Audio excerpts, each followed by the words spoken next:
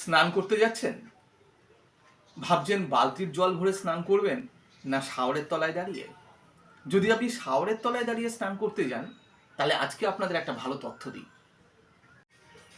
এটা স্নান করার বালতি। এটা প্রায় 20 থেকে 22 লিটার জল ধরে। এই এক বালতি জলে আপনি আরাম করে আপনার স্নান সেরে ফেলতে পারেন। আপনি যদি এই স্নানটাই শাওয়ারের তলায় করেন, তাহলে কি হয় জানেন? আসুন দেখে নিই আমরা এই ভিডিওটা। এই আমি শাওয়ার চালিয়ে বালতিটাকে ভরা শুরু করলাম।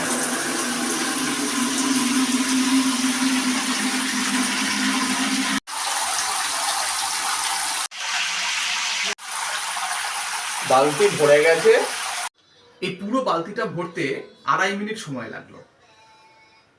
আপনি যদি সারাদিনে 10 মিনিটও শাওয়ারের তলায় স্নান করেন বা যে কোনো কাজ করেন, তাহলে আপনি এর প্রায় 4 গুণ বেশি জল নষ্ট করলেন।